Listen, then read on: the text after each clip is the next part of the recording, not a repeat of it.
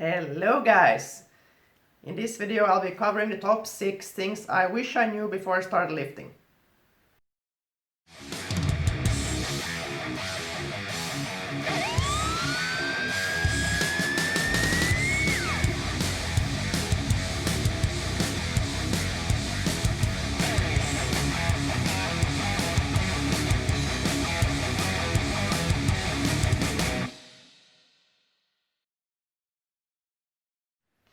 And before I dive into this topic, if you haven't subscribed already, hit the subscribe button below and turn on the bell notifications as well.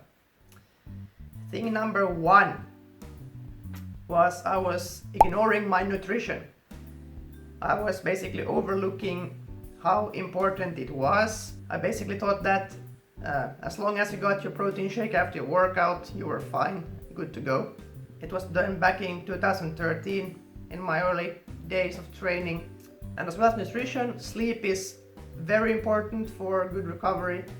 You can't sleep like 4 hours a night and expect like amazing recovery from that. So calories matter more than many guys believe, because the calories dictate if you lose weight or gain weight basically. So if you're new to all these calories and stuff, I recommend that you track your calories for a little while to see what your maintenance calories are and then go from there. So if you want to gain some weight, then add maybe 300 calories to that, and if you want to lose weight, I would recommend like 500 calories, depending on, of course, how fast you want to go lose weight or how fast you want to gain weight.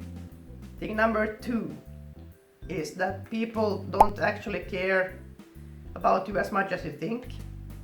And that is regards to how you look, and people don't like you more because you got, bigger arms or bigger chest or something like that. But I know many guys start lifting because they're insecure and they want to improve their self-confidence, myself included. That's a good way to start, but don't expect like everybody will like you more because you lift. Many guys start out because they want to impress girls. As many of you guys might know, that it mostly ends up being that guys complimenting other guys on their strength and muscle instead of the girls. So that's usually what happens. And thing number 3, don't make up your own training split as a beginner. That I'm guilty of myself, because there are so many people that have more experience than you that can help you with this. And there are so many good programs out there for beginners if you're starting out to gain muscle or strength. But also in the beginning, even though you don't have a good training split, you're most likely going to make fast gains anyway, no matter what you do. So that's why many guys think that their training will work, but then you will hit a wall quite fast and wondering what happened. My advice would be that use a well-known program for the bodybuilding or then powerlifting. There are so many good powerlifting programs out there for like beginners and intermediates and then more advanced guys. All these good programs take into consideration the rate of progression and your periodization. You can't be lifting all the same heavy weights all the time. You need to periodize your training. Sometimes you need to do some more reps and then you need to peak or lift heavier weights in percentage to your max. You don't need to test your 1 rep maxes all that often, really. And that specificity is very important as well. If you want to get stronger at the squat, you need to squat more. You can't do all kinds of leg presses and lunges and every variation you can think of, because the technique part is also a big part. If you want to increase your squat. So you got to know what you want to increase, and if that is strength, then of course. If you're training for muscle growth, it's not as important, of course. Number 4, you can't set new personal bests every session.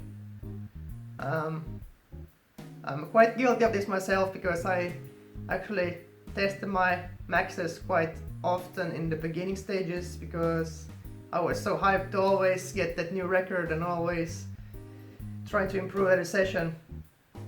And if I wasn't hitting 1 rep maxes, I always tried to really hard to every session improve from my previous session, like 1 rep more or 1 kilo more or something like that. So until I understood that you can't, unless you're a beginner, you can't improve that fast with that fast rate all the time. So you need to plan your battles and plan when you can max out or when you can make those increases, because strength is not always the same throughout this lifting. Sometimes you have hard workouts which makes a whole lot of fatigue, and then you got to recover first before hitting something hard again. So your strength will always go like this, and that's why it's so important to, if you're following a powerlifting program, for example, when trying to hit the platform or max out, you peak before program will have you peak, so you get used to the heavy weights and takes off your fatigue, so you can perform that maximally at the day you want. So that's actually the magic of a good program in a nutshell. And there's also many ways to measure progress. I mean, you can be lifting the same weight you did like a few weeks ago, but if you're moving that weight much faster, that's progress right there. And number 5 would be setting realistic goals.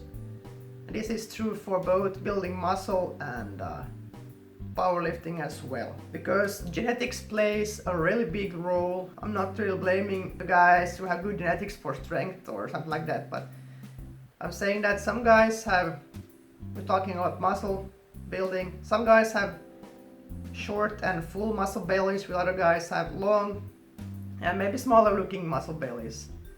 And some guys are short, which make them look like bigger guys, and some guys are very tall, which make them look skinnier. So, and regards to powerlifting, that applies as well. I mean, my deadlift sucks. I have short-ish arms and legs, so my bench has always improved nicely, as have my squat. Haven't really struggled that much with those, but my deadlift has always lagged behind. Also might be because I didn't really train my deadlift even at all in my first year of lifting. But yeah, the proportions, your leverages plays a huge role in how you perform. There are guys who has those monkey arms who can lock out just above their knees in a deadlift, for example. One guy is Lamar Grant, I think his name is. Can you think of? He has, I mean, amazing leverages for the deadlift. So you can't change those, but you can improve on what you have. So also stop comparing yourself to others as much. Yeah. And number 6 on my list of things I wish I knew when I started lifting is that technique and form is important. I would say that technique and form goes first and then add weight. Even though you feel they could add more weight, you need to get technique and form nailed down first, because you need to know where you're moving space and how your body moves, and get used to moving in the right technique. And of course, don't try to copy any other guys directly. You know, I've done this myself in the past, where I see some strong guy and try to copy their technique and really try to lift like they do. But then again, I'm built differently, and that can also change during your lifting career. In the beginning you have different leverages when you're skinnier maybe, and then when you gain more muscle and more weight, your leverages change. So that's a constant battle, if you will, to improve your technique all the time. That's a good reminder for you guys who train for some longer time as well, that your technique is never 100%. Learn how your own body works and what works for you. So it's very individual. I hope you guys made it this far in this video, and if you liked the video, please give it a like, because it really helps my channel grow. And also let me know what you think about these kinds of videos. Mostly I'm posting more like lifting logs, training logs, but if you guys like these kinds of videos, I'll be starting posting these videos more often. And now I want to know if you guys have anything that you wish you had known before you started lifting.